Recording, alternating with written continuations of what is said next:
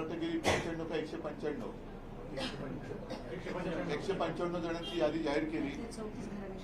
नाही, ते घराणेशाही तर भाग वेगळा, पण मला एका गोष्टीचं मोठं आश्चर्य वाटलं की अगदी सुरुवातीच्या काळात, म्हणजे खरंच सांगतो तुम्हाला, मोदीजी असतील, अमित शहाजी असतील, यांची नावं सुद्धा मी जेव्हा ऐकली नव्हती त्यावेळेपासून मी नितीन गडकरींचं नाव ऐकलंय आणि त्यांच्यासोबत काम केलेलं आहे. भारतीय जनता पक्षाचा एक निष्ठावंत कार्यकर्ता, आणि त्यांनी शिवसेना प्रमुखांचं जे स्वप्न होतं मुंबई पुणे रस्ता, हे विक्रमी वेळेत पूर्ण करून दाखवलं.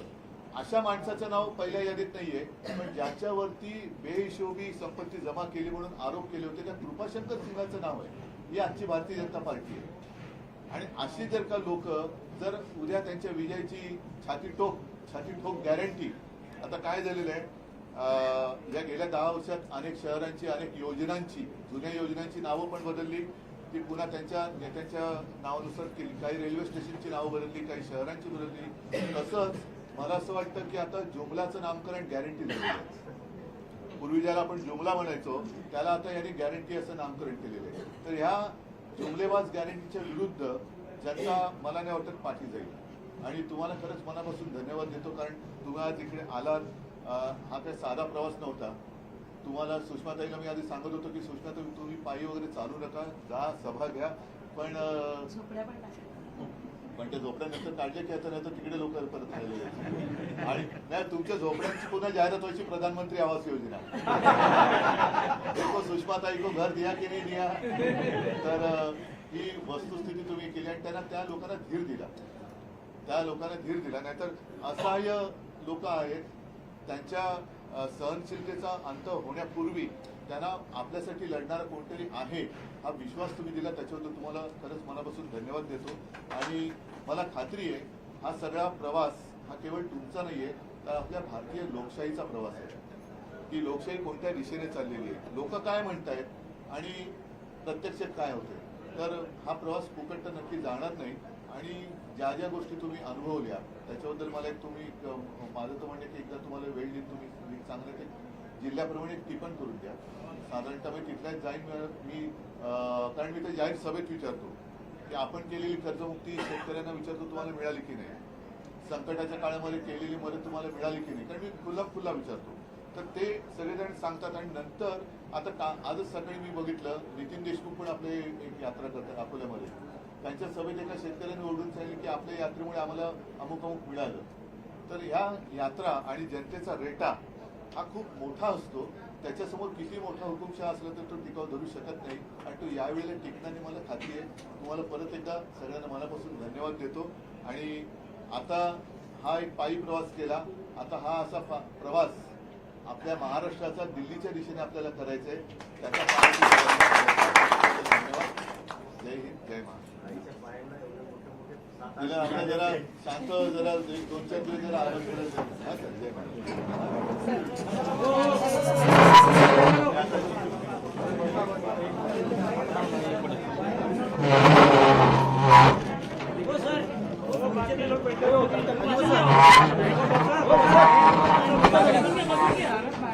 प्रश्न आणि त्यानंतर इगतपुरी, नाशिक, कसारा, भिवंडी इथले धरण पण त्यांना प्यायला पाणी नाही, खडवली ब्रिजचा प्रश्न आहे.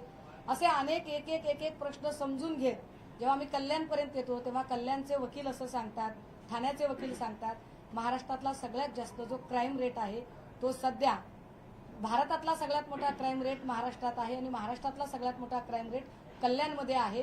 दर वर्षाला 3 ते 3.5 हजार बेल पिटिशन आणि त्याही 307, 323, 324च्या. थोडक्यात काय एकूण परसेप्शन हे आहे या सगळ्यांमध्ये फिरल्यानंतर लोक महागाई, बेरोजगारी, कंत्राट भरती, पेन्शनर यावर बोलतात, पण सगळ्यात महत्वाची गोष्ट एक परसेप्शन लोकांचं असं आहे की आमचा न्याय व्यवस्थेवरचा विश्वास उडालेला आहे आणि आम्हाला पोलीस यंत्रणेबद्दल अजिबात आत्मीयता वाटत नाही की ते आमचा न्याय करतील. 35 दिवसामध्ये ही सगळी मंडळी माझ्यासोबत होती. याच्यामध्ये महेश पाटील सातारा, संभाजीनगर, जयेश वाणी जे अकोल्याला युवा विस्तारक आहेत, शंकर मिटकरी सांगोला सोलापूर, अंबाजोगाई तालुका प्रमुख, बालासाहेब शेख केज तालुका प्रमुख, अशोक जाधव जिल्हा प्रमुख, रत्नाकर शिंदे शहर प्रमुख, राजेश विभूते संपर्क, हे सगळी मंडळी सोबत होती. ही सगळी मुलं सिक्युरिटीची कामं करणारी जी युवा सेनेची आहेत, ज्यांनी सगळी काळजी घेतली. आणि बाहेर अजून खूप लोक आहेत की जे त्या ठिकाणी आम्हाला सिक्युरिटी आणि त्या ठिकाणच्या सगळ्या व्यवस्था पुरवत होते. आणि या सगळ्यांमध्ये ज्यांनी मोठ्या सभा घेतल्या, त्यातल्या ज्या निवडक ज्या 4 सभा, त्यातली एक सभा रिसोडची गोपाळ बशिरे आहे तिथे, लोणार गोपाळ बशिरेंची सभा फार चांगली झाली तिकडची. दुसरी अजून एक सभा महत्वाची झाली ती हिंगोलीची, विनायक भिसे आहेत. तिसरी सभा जी रुपेशदादा म्हात्रेंकडची भिवंडीची, फार चांगली सभा झाली सर. सभा सगळीकडेच चांगल्या होत्या आणि ठाणे आणि कल्याण राज्यभर फिरतो त्याच्यात सगळीकडे सभा जोरातच होत आहेत आणि रिस्पॉन्सही चांगला आहे. सो आपल्या सगळ्यांच्या